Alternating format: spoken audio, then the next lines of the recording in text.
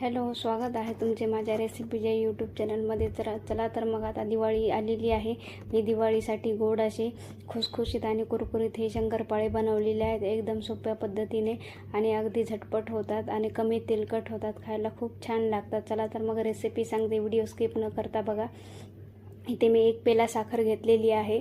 त्याच पेल्याने आपल्याला 1 पेला दूध घ्यायचं आहे आणि त्याच पेल्याने आपल्याला अर्धा पेला तूप घ्यायचं आहे. जर तुमच्याकडे तूप जास्त असेल तर पेलाभरही चालेल, पण अर्ध्या पेल्यामध्ये पण शंकरपाळे छान खुसखुशीत होतात.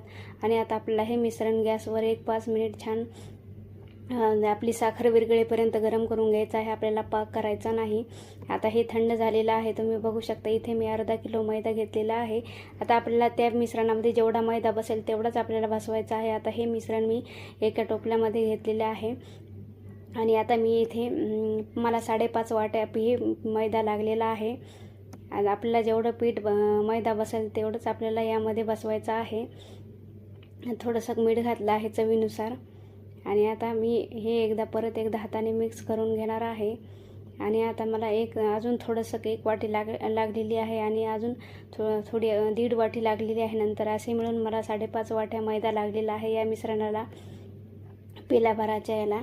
आणि आपल्याला हे हलक्याच हाताने असंच मिक्स करायचं आहे. पीठ एकदम पोळीसारखं करायचं नाही. असंच मी जसं व्हिडिओमध्ये दाखवलं आहे त्याचप्रमाणे आपल्याला हे पीठ छान मळून घ्यायचं आहे. आता 10 ते 15 मिनटं बाजूला ठेवून द्यायचं व त्याच्यानंतर आपल्याला एक जाडसर पोळी लाटून घ्यायची आहे. आणि चाकूच्या मदतीने तुम्हाला जसा आकार हवा आहे तसा तुम्ही त्यानुसार घेऊ शकता. मी आता इथे छान असा चौकोनी आकार घेतलेला आहे आणि थोडे जाडच ठेवायचे, म्हणजे हे शंकरपाळे हे छान खुसखुशीत होतं. आणि गॅसवर कढई गरम करायला ठेवली होती, त्यामध्ये तेल थोडेसे गरम केले होते. तेल तापले की मी त्यामध्ये शंकरपाळे छान आलटून पलटून असे खरपूस रंग येईपर्यंत तळून घेतलेले आहे. तर तयार आहेत आपले कुरकुरीत आणि खुसखुशीत गोड असे शंकरपाळे. दिवाळी स्पेशल मी बनवलेले आहे. तुम्ही पण हे नक्की करून बघा. जर हा व्हिडिओ आवडला चॅनलला लाईक, शेअर आणि सबस्क्राईब करायला विसरू नका. बघू शकता तुम्ही, आपल्याला सोडाही टाकायची गरज नाही, एकदम खुसखुशीत झालेले आहेत.